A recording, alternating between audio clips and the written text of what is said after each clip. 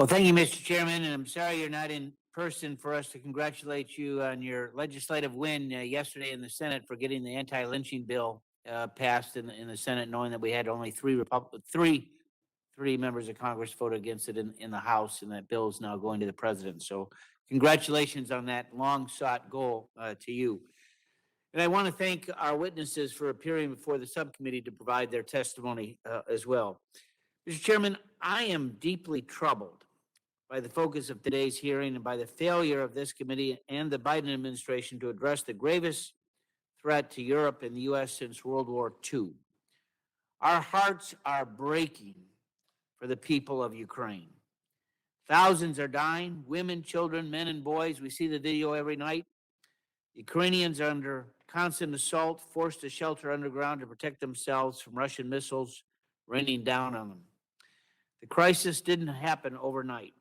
For years, there are many of us, certainly on the Republican side, that have been sounding the alarm about Europe's growing reliance on Russian oil and gas.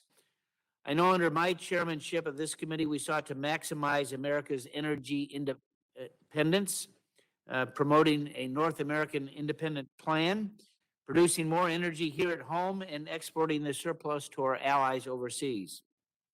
Today, America is the world's leading producer of oil and gas, not Russia.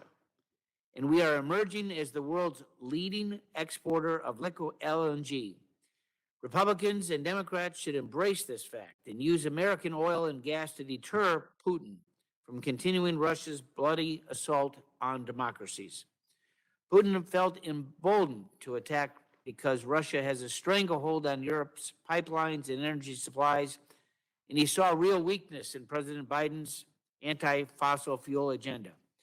You know, under President Biden's leadership, we have watched the U.S. oil production decline by over 1.5 million barrels a day, from the peak production of 13 million barrels back in 2020. Investments in drilling, pipelines, energy infrastructure projects have also been slowed, while regulatory red tape and permitting delays continue to pile up. Under Biden, America's reliance on foreign oil has grown. In fact, last year, oil imports from Russia reached an 11-year high, nearly $20 billion.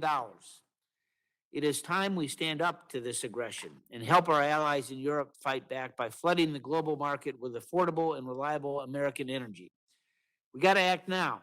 Gas prices, over $4 a gallon in my district and across the state of Michigan, are the highest in 14 years. Since America produces so much natural gas, the U.S. benchmark natural gas prices remain low and relatively stable. However, natural gas and electricity prices in Europe are surpassing all-time highs, as much as 400%, as fears grow that Russia will close the taps. Here at home, people are struggling to make ends meet, obviously. Sadly, many are forced to decide whether they should put gas in the car or food on the table. In Europe, the situation is even worse because there's a very real risk that they could completely run out of energy. So, Mr. Chairman, with the global energy crisis and the war in Ukraine right in front of us, why are we holding a hearing on electric vehicles? I'm always impressed by the innovative spirit of our American automotive companies. However, given where we are right now with only the richest 1% driving electric vehicles, this committee ought to be focused on more pressing issues. Even Elon Musk, founder of the world's leading EV maker, understands that EVs should not be our main focus right now, and he said over the weekend that U.S. needs to increase oil and gas production immediately. He's right on. Republicans have proposed solutions to address the energy crisis and take on Russia. First, we got to immediately surge U.S. oil and gas production and send this unmistakable signal that America, not Iran, Venezuela, or Saudi Arabia, is going to step in to replace Russian energy that is taken off the market.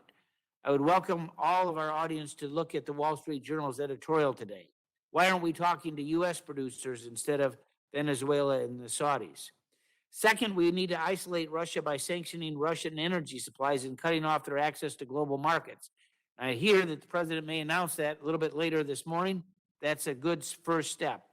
But third, we got to modernize our energy infrastructure of pipelines, storage tanks, export terminals, so we can move products more efficiently and stabilize global markets.